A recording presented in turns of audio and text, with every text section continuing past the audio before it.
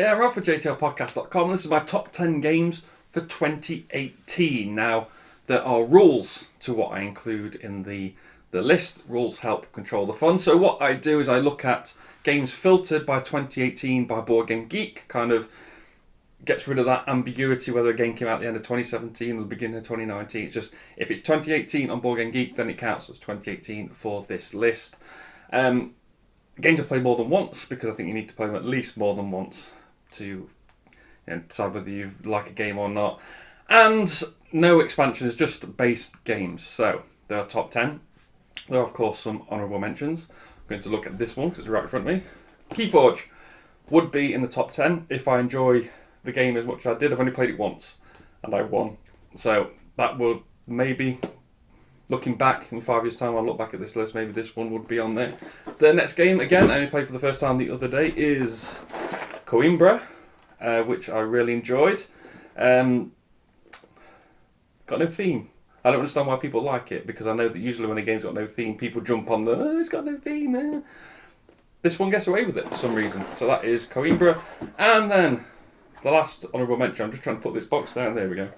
It was on slant, so there we go. Last one is Raccoon Tycoon, which should definitely be in the top 10, but I've only managed to play it once. This is sort of a bit similar to Splendor and Century Spice Road in a way. It's got a bit of an engine builder thing to it. It's really good, really enjoyed this one.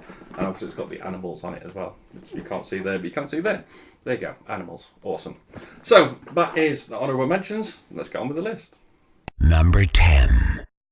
So I do like a co-op game, and I do like it when a co-op game has a fun, unique theme. So here we have, number 10 is Spy Club from Renegade Games. This is an open information co-op game where you're trying to solve some clues based on stuff, passing cards around. The cards are double-sided, different colours, trying to get 5 of the same colour into the middle of the board for the 4 or 5 different colours there are. And if you manage to do that, you'll win the game before the bad guy escapes or before you run out. There's loads of ways to lose this game, obviously, because it's an open information co-op. One of the reasons it's so low on the list is because it is an open information co-op. If it wasn't, it would be higher up on the list. And as you can see, the box is a bit all over the place. But you have this board in the middle. There it is, you can see that there, and you can see that the different colours of things there, and you're trying to get the cards from your hand into the middle, into these slots on the bottom here. Once you've got all 5, you put them to one side. What makes this game good, though, it's not just about moving cards around between players and flipping them over and trying to match colours. There are these, I'm not going to give any spoilers, no spoilers, but there are the campaign decks. So these campaign decks will allow you to update the game, no spoilers I said, each time you play it. And what that means is that, say, your first case, there's a card, it will say when you do this, then reveal this card. And let me get one of the cards to show you. So here, the school card is green. So let's just say that it's basically, because it's a green card, it'll say if you get a green card, then search the deck for this number card, and you put this number card out, and it'll say right now in this round, not only do you have to do this to win the game, but you also have to do this. And that's going to change every single game you play, because it always depends on the card that you put out. So you don't know which cards you're going to put up, you don't know which slot they're going to be in, because as you can see on this board here, at the bottom, not only have they got the spaces for the cards, but it's got the symbols, so that's going to determine a lot as well. So it's going to be completely random which card you dig up. Again, it's only ranked so low because it is an open information co-op, which means Mr. Alpha or Mrs. Alpha will get involved somehow and tell you what to do. But I've played it solo. I've just controlled 2 characters. I had a lot of fun. There was a bit too much to remember for me to play solo, so I'm looking forward to playing it, the campaign, with multiple players. But yeah, we'll see how that goes. That is number 10, Spy Club. Number 9. So this is from a designer who, when they design a game, I immediately buy it, which is a bit of a risk at the moment, because I did used to have every single game they made, in English language anyway, and most of them, I've only got 2 now, or 3 including this one. So my number 9 is Blackout Hong Kong. A very fun game where the lights have gone out in Hong Kong, the power's gone, and the players need to work together to get the power back on, really, and do stuff to get points. Now, I was talking about his games. I used to have all of them. I've now only got Isle of Skye, somewhere over here somewhere, which is borderline. It's kind of on the teetering on the edge of games to get rid of if I ever need to put something new on the shelf, which I do. I mentioned Raccoon Tycoon earlier. That's probably going to go on. That might knock it off. You never know. And I've also got Mombasa, which I love. This is very similar to Mombasa as well. There's a lot of similar things going on with it. I know that people don't like the graphic design or the art. I do. I think the orange pops from the black in the background. The orange really stands out. And, you know, it's a blackout. It's supposed to be dark. It is. The card quality isn't great, which is why all the cards are sleeved. But apart from that, everything else is really good. You've got the buildings that you're building out, the cubes that you're putting on stuff. You've got the cards that you're using to activate abilities and things like that. I've done a review of it, so you can check that out. If you search my channel for Blackout Hong Kong, you'll be able to see a review of that. That is my number 9. It's on the shelf for now. Blackout Hong Kong. Number 8. Now, I love a roll and write game, and at Essen last year, 2018, I bought 2. I bought Railroad Inc., which is now gone. Somebody else owns that. I've sold it straight away. The one I did keep, though, is this, Welcome To, which was 2018, I think. I think it was early 2018. And this is a roll and write game where you're building a suburbia in America. You're welcome to your perfect home. And you're doing that, it's not a roll and write, but it is a flip and fill, as they call it, where you're flipping over these cards and you're going to get matching pairs of numbers and abilities, and you need to use them to fill out your suburb. Let me take a look at this big notepad. The reason this is so far down is not because I don't think the game's fun, or I don't think the games after it are necessarily any better. The reason I mark it down is because it doesn't come with pens and pencils, and I don't have any. I don't have enough to take. I know it's a bit of a weird reason, but the Kickstarter that has not long been finished at the time of recording is going to give me some dry whiteboards and some markers, so I'll be more likely to then take it to a game day because, you know, I'm going to get more chance to get it played. But here is the thing that you're filling out. You've got all the different houses. You're going to try and create rows of houses. You've got all the different things at the bottom. You're going to fill in all for points. But yeah, it's a really, really fun game, and I have got something else as well. Look at this. It's tiny. It's the Tiny Diddy edition. Look how small it is. It's tiny. But yeah, I've got this. Now this is much better because this is actually a dry wipe, and it comes with a bunch of markers as well. It's also got the tiny little cards inside, which is cool. But unfortunately, if you haven't played the game before, that is difficult to read. That's how big it's supposed to be. That's how big it is. So that is really difficult to read, unfortunately. So I can't wait to get some of these that are bigger. I use these for playing solo when I'm playing just at my computer while I'm waiting for videos to render or whatever. I can just crap this out and play a game. But yeah, that is both the mini version and the large version of Welcome To. Number 7. Now, I like those games where everybody gets a thing and everybody gets the same thing, and whoever does the best thing with that thing will win the game. Games like number 9, like Karuba. So this one is Scarabia. And it is a very nice game indeed. And you have these frames, which you've got to be careful not to chuck out once you punch the game. But you have these frames and you have these tiles in them, arranged in the different ways with these holes. And those holes are filled by these mountains. Everybody's got mountains of their own colour, so they'll go in there like that. And what you're trying to do is you play these tiles and you play them so they trying to create regions with scarabs in them, which is here if I put it under the camera.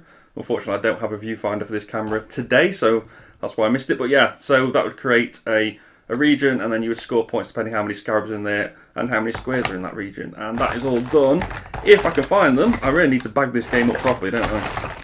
Here they are. This is done with this. So you will flip over the card, you give them a shuffle, flip over a card, everybody takes that shape, and they'll put it on their board, and you just try to score the most points. It also plays different with solo, where you're trying to, instead of create areas with scarab showing, you're trying to cover them all up as much as possible.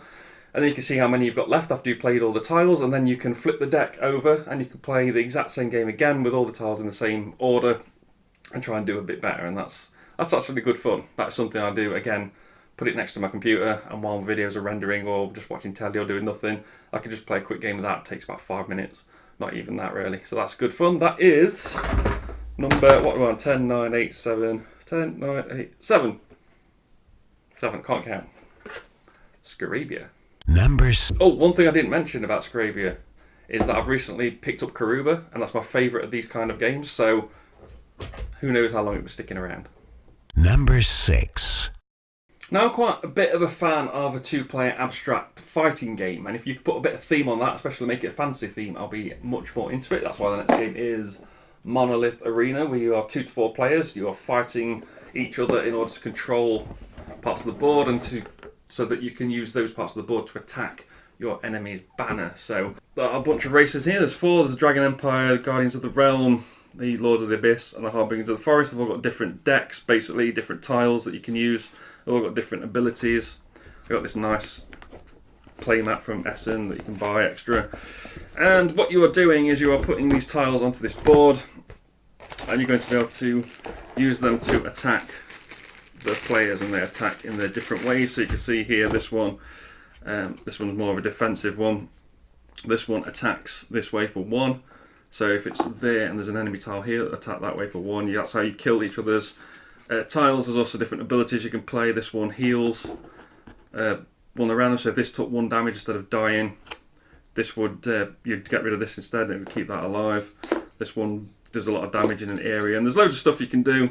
All these different things, all these different tiles. And it's a lot of fun. I didn't play the game it was based on, Nirishima Hex. I played it on the iPad. Didn't like it at all, but I demoed this at Essen and then bought it immediately because I thought it was a lot of fun. And the other thing that it does have as well, it's called Monolith Arena, is you have these monoliths, and these are these that you stack up and you have a tile in them. So let's do that. Put a tile in these like this. They go in quite easily, but seems to be taking me forever for whatever reason. So you can put tiles in them like this. For example, I just picked up the first 3 tiles I found.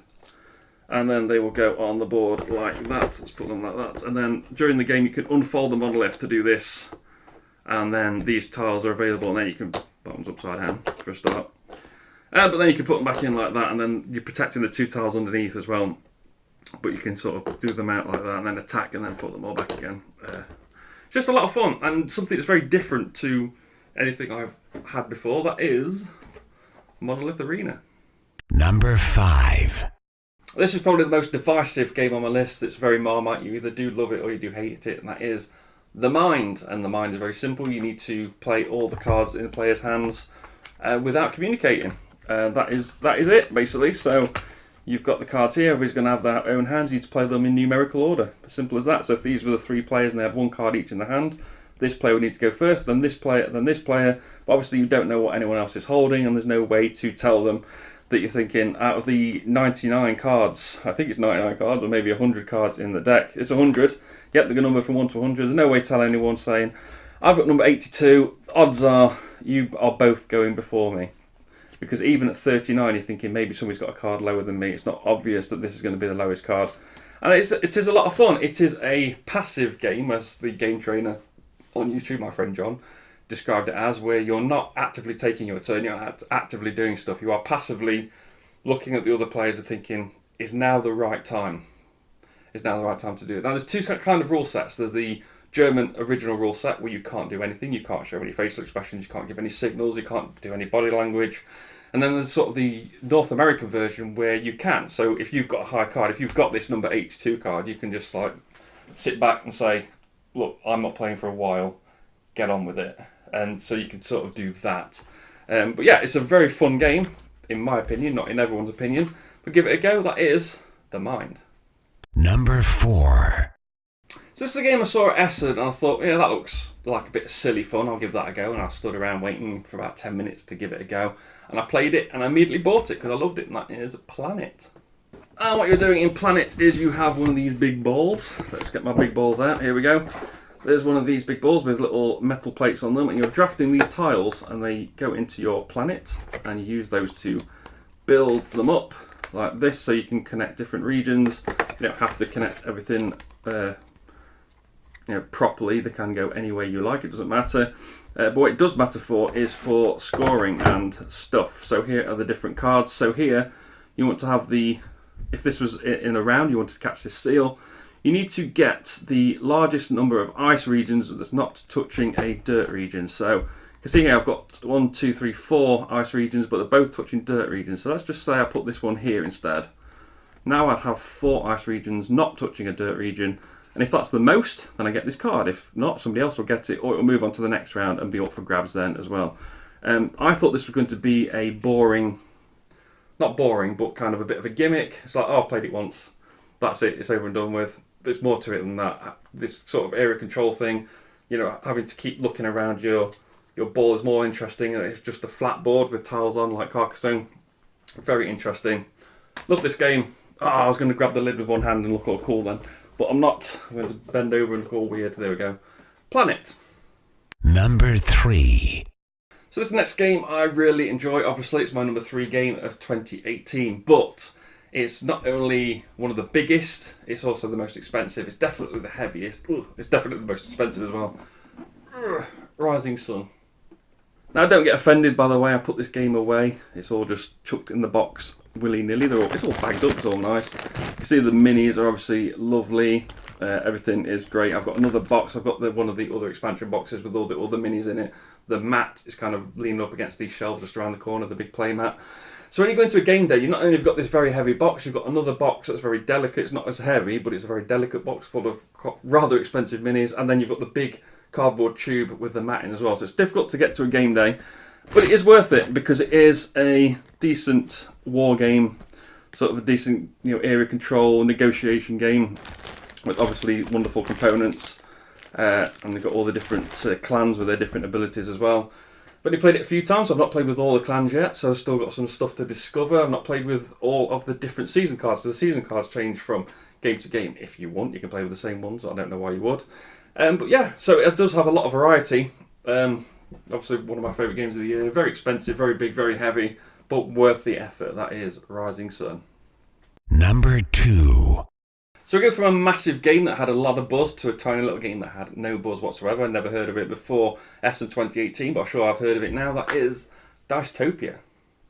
And this, as you can see, it is a tiny little box. And what you're going to do is you have this board. This is the region board of the game. And it's going to be filled with these dice that are going to be randomly placed in all these different spots on the board. Depending on the player count, they're all going to be shifted to the left. And everyone has one of these. These are their little player boards that have their colour meeples on them. So you can see them here. We've got these meeples. Just going to partially set the game up. And all you do is you get one of your meeples, you put it on the board, and swap it for a die. So let's say I get this one, I want this purple 4, I'll do that. And then you activate the ability of the observatory, because that's where I put my meeple, and that's all you're going to be doing. Everybody's player is going to be doing that in order. And the reason you're doing that is because you have these mission cards. There's different scenarios as well. Mission cards, so this one says 9 points at the end of the game if you've got no purple dice. So if I had this mission, I would have already lost that. 3 points for each of your teal dice. There's a teal dice, let's put that on the board there. And so there's loads of these different things that players are going to have to score them points. You also score area control for all these different regions as people are putting meeples out on the board and taking the dice away. All these different abilities have you not only draw more mission cards or swap mission cards, they also make you re-roll dice, make you re-roll dice in players' neighbourhoods, make you re-roll dice on this board, switch dice around, switch people around. So you're constantly messing with each other. So you can't see each other's mission cards. So if you've got, if you look at my board and see I've got a 3, a 3, a 3, a 3, you think, I'm pretty sure Rob gets points if he's got 3s. So what I'm going to do is I'm going to go here, I'm going to take this dice, I need this dice for my mission, then I'm going to re-roll one of Rob's dice and hopefully it won't land on a 3 and hopefully that'll cost him points. And that'll be very mean. But that's the whole point of the game. And it's very simple. You've only got 6 meeples, so you're only going around the table 6 times. Doesn't take long at all. It's very easy to explain. It's very, very good and very underrated at the moment. Hopefully it'll get a lot of buzz from somebody. Hopefully it's me. That is JestaThaRogue. And now, number 1. And sometimes when you do your Game of the Year list, you have to consider, is it 1 of 2, 1 of 3? This year it was very simple, quite easy. It is a game that uses an app, and it uses it very well. That is Chronicles of Crime. So as I take off the sleeve, I just want to thank everyone for watching this video so far, and hello to everyone who skipped to this part of the video to see what number 1 was. So yeah, not much in the box. One of the best inserts as well, everything's held down. You've got the cards that you used for different clues and for different people that you meet. You have the 3D glasses that you can use with the app, so you can look through the app. This is, hopefully I'll be able to show you footage of my solo playthrough. I've still got that video somewhere. So you should be able to see that there as you're looking around the crime scene, which really helps. It's really, really good, really immerses you in the game. Played it with my 13-year-old nephew and he absolutely loved it. He was asking me about it later because we didn't do very well in our case. But then when I saw him the next time, which was quite a bit later, it was Christmas Day. I didn't see him for a couple of months. First thing he asked was, did I do that case again and did I do any better? So yeah, he was still thinking about it. He says it was really immersive. They were his words. I didn't put those words in his mouth. He said that it was immersive. Not bad for a 13-year-old, I guess. But yeah, such a good fun game. Makes you think, immerses you in the game, makes you feel tense. My nephew, because it was quite bloody, there was a dead body in the case we looked at, and the music's quite creepy that comes out your phone when you're using the app, and it didn't help that when he was concentrating on the card I shouted bang as loud as I could and scared the life out of him. But that is that is the relationship we have. We have a good fun, we rib each other, which is good. But yeah, game of the year for me for 2018, Chronicles of Crime. Thanks for watching. Remember to like, share and subscribe. You can follow me on Twitter at JTR Podcast, to find the blog and the podcast at jtrpodcast.com. I've been Rob, aka Jesta ThaRogue, and I'll see you soon.